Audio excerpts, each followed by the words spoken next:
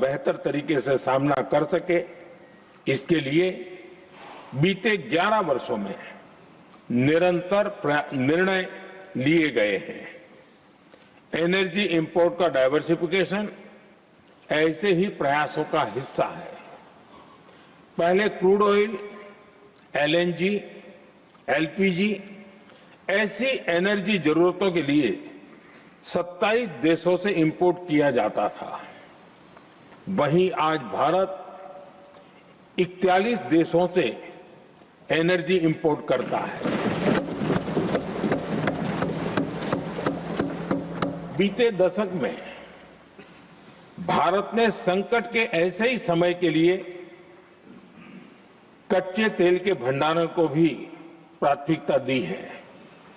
हमारी तेल कंपनियां संकट के समय के लिए काफी मात्रा में पेट्रोल और डीजल का भंडार रखती हैं। बीते 11 वर्षों में 53 लाख मीट्रिक टन से अधिक का स्ट्रेटेजिक पेट्रोलियम रिजर्व भी डेवलप किया गया है और 65 लाख मीट्रिक टन से अधिक के रिजर्व की व्यवस्था पर देश काम कर रहा है। साथ ही बीते दशक में भारत की रिफाइनिंग कैपेसिटी भी अच्छी खासी बढ़ाई गई है। मैं आपके माध्यम से सदन को और देश को ये आश्वासन देना चाहता हूं कि भारत के पास क्रूड ऑयल के पर्याप्त स्टोरेज के और निरंतर सप्लाई की व्यवस्थाएं हैं। सभापति जी, हमारी सरकार की कोशिश है कि ईंधन के किसी एक स्रोत पर ज्यादा निर्भरता न रहे। सरकार घरेलू गैस सप्लाई में एलपीजी के अलावा पीएनजी पर भी बल दे रही है। बीते दशक में देश में पीएनजी कनेक्शन पर अभूतपूर्व काम हुआ है। बीते दिनों में इस काम को और तेज किया गया है। साथ ही एलपीजी के घरेलू उत्पादन को भी बड़े पैमाने पर बढ़ाने का प्रयास किया जा रहा है। सभापति जी, बीते वर्षों में सरकार का निरंतर प्रयास रहा है कि हर सेक्टर में दूसरे देशों पर निर्भरता कम से कम हो। हम ज्यादा से ज्यादा आत्मनिर्भर हो, यही एकमात्र विकल्प है।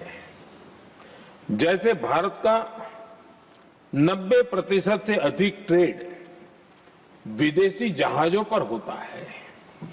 ये स्थिति किसी भी वैश्विक संकट में भारत की स्थिति को और भी गंभीर बना देती है। इसलिए सरकार ने मेड इन इंडिया जहाज बनाने के लिए करीब 70,000 करोड़ रुपए का अभियान शुरू किया। भारत आज ship building, ship breaking, maintenance and overhauling ऐसी हर सुविधा के निर्माण पर तेज गति से काम कर रहा है। भारत अपने डिफेंस सेक्टर को भी अधिक रेजिलिएंट बना रहा है। बीते दशक में किए गए प्रयासों से भारत आज अपनी जरूरत के अधिकांश हथियार भारत में ही बना रहा है। एक समय था जब भारत अपने जीवन रक्षक दवाओं के कच्चे माल यानी एपीआई के लिए भी दूसरे देशों पर बहुत अधिक निर्भर था। बीते वर्षों में देश ने भारत में ही एपीआई इकोसिस्टम बनाने के लिए अनेक प्रयास किए हैं। इसी प्रकार रेयर अर्थ मिनरल्स में विदेशी निर्भरता को कम करने के लिए भी बड़े कदम उठाए जा रहे हैं।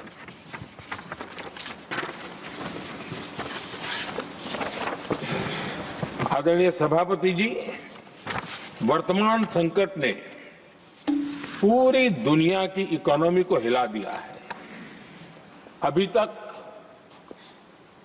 पश्चिम एशिया में जो नुकसान हुआ है उससे रिकवर होने में भी दुनिया को बहुत समय लगेगा। भारत पर इसका कम से कम दुष्प्रभाव हो, इसके लिए निरंतर प्रयास किए जा रहे हैं। हमारी इकोनॉमी के फंडामेंटल्स मजबूत हैं और सरकार पल पल बदलते हालात पर नजर रखे हुए है। सरकार इसके शॉर्ट टर्म, मीडियम टर्म और लॉन्ग टर्म ऐसे हर प्रभाव के लिए एक रणनीति के साथ काम कर रही है। भारत सरकार ने एक इंटर मिनिस्ट्रियल ग्रुप भी बनाया है। ये ग्रुप नियमित मिलता है और हमारे इंपोर्ट एक्सपोर्ट में आने वाली हर दिक्कत का आकलन करता है और ये ग्रुप आवश्यक समाधान पर भी निरंतर काम करता रहा है।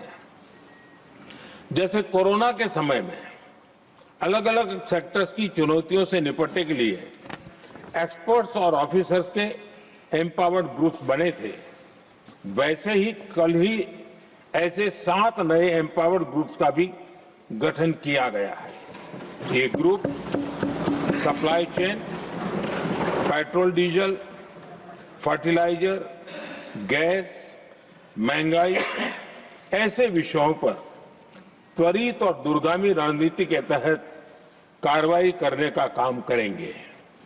मुझे पूरा भरोसा है कि साझा प्रयासों से हम परिस्थितियों का बेहतर सामना कर पाएंगे।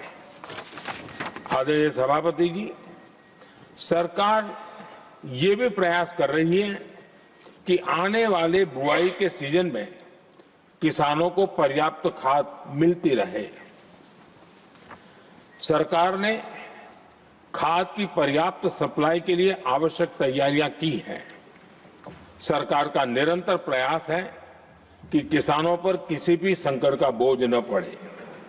मैं देश के किसानों को फिर आश्वस्त करूंगा कि सरकार हर चुनौती के समाधान के लिए उनके साथ खड़ी है।